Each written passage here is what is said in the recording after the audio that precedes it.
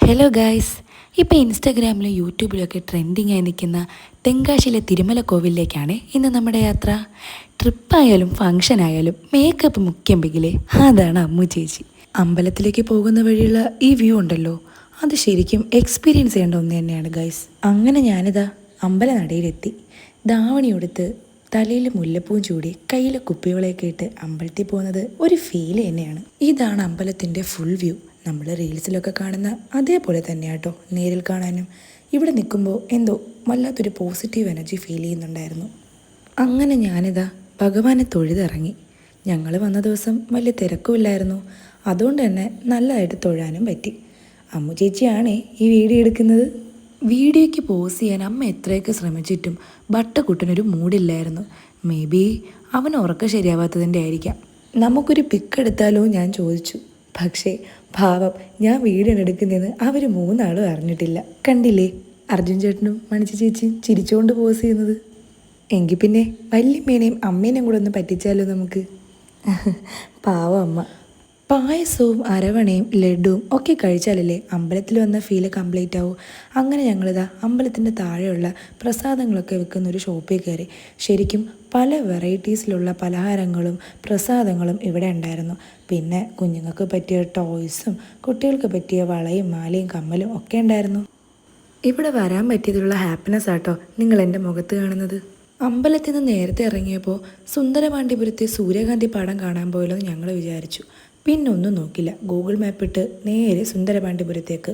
എന്ത് രസമല്ലേ പോകുന്ന വഴിയുള്ള ഈ വിൻഡ് മിൽസൊക്കെ കാണാനായിട്ട്. അങ്ങനെ പോകുന്ന വഴി ഒരു നൊങ്ക് കണ്ടപ്പോൾ ഉണ്ണിച്ചേട്ടൻ പിന്നെ ഒന്നും നോക്കിയില്ല, വണ്ടി അവിടെ സ്റ്റോപ്പാക്കി. ഇനി ദാഹം തീർത്തിട്ടാവാം ബാക്കി യാത്ര എന്ന് വിചാരിച്ച് കാണും. പല വട്ടം നൊങ്ക് കഴിച്ചിട്ടുണ്ടെങ്കിലും പനയോല കൂട്ടി അതിനുള്ളിൽ ഈ നൊങ്ക് വെച്ച് കഴിക്കുന്നത് ഇതാദ്യമായിട്ടാണേ. എന്നാൽ പിന്നെ അതെന്താണെന്ന് നോക്കണമല്ലോ.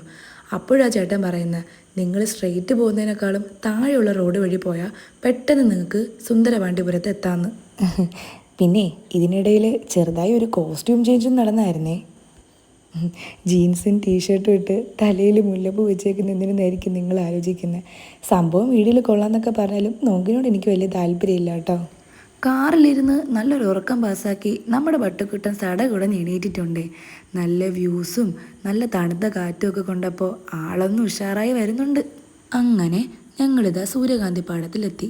പ്രതീക്ഷ പോലെ അല്ലെങ്കിലും ഓക്കെ എന്തായാലും ഇതുവരെ വന്നതല്ലേ, അപ്പം അംബാസമുദ്രം വരെ പോയാലോ എന്ന് വിചാരിച്ചു. പോകുന്ന വഴി കണ്ട ഒരു ക്ഷേത്രമാണേ, ഒരു ശിവക്ഷേത്രം. നട അടച്ചിരുന്നതുകൊണ്ട് കയറാനും പറ്റിയില്ല. അങ്ങനെതാ അംബാസമുദ്രം പോകുന്ന വഴി കണ്ടൊരു നെൽപ്പാടമാണിത്. എന്ത് രസമല്ലേ ഇവിടെയൊക്കെ കാണാൻ. അങ്ങനെ ഞങ്ങളിത് അംബാസമുദ്രത്തിലെത്തി. കാര്യം വെള്ളം കണ്ട ബട്ടുക്കുട്ടിന് പേടിയാണെങ്കിലും ആളിന്ന് നല്ല ഹാപ്പി മൂഡിലാണ്. കണ്ടില്ലേ അവൻ എൻജോയ് ചെയ്യുന്നത്. അങ്ങനെതാ തെങ്കാശിയിൽ നിന്ന് തിരിച്ച് ട്രിവാൻഡ്രത്തേക്ക് പോകുന്ന വഴി ചെങ്കോട്ടയിൽ വെച്ച് കണ്ടൊരു ഫ്രൂട്ട് ഷോപ്പാണ് കേട്ടോ ഇത്. മോനെ, ഇതുപോലൊരു ഫ്രൂട്ട് ഷോപ്പ് ഞാൻ എൻ്റെ ലൈഫിൽ കണ്ടിട്ടില്ല. കണ്ടതും കാണാത്തതുമായിട്ടുള്ള എന്തോരം വെറൈറ്റി ഫ്രൂട്ട്സ് ആയിരുന്നെന്നറിയോ ഇവിടെ. അങ്ങനെ ഇതാ പെട്ടെന്ന് എൻ്റെ കണ്ണിൽ സ്പാർക്ക് ചെയ്തൊരു ഐറ്റം ആട്ടോ ഞാൻ ഈ എടുത്ത് കാണിക്കുന്നത്. ആ ചേട്ടൻ്റെ അടുത്ത് ഞാൻ ചോദിച്ചപ്പോൾ പറഞ്ഞത് ഇത് കാട്ടിലെ അത്തിപ്പഴമാണെന്ന്. ഞാൻ കണ്ടിട്ടില്ല കേട്ടോ, നിങ്ങൾ കണ്ടിട്ടുണ്ടോ? സോ ഫൈനലി ഹാപ്പി ആയിട്ടുള്ളൊരു ട്രിപ്പ് കഴിഞ്ഞ് ഞങ്ങളിതാ വീട്ടിലെത്തിയേ. അപ്പോൾ കാണാം ഗായ്സ്, ടാറ്റാ.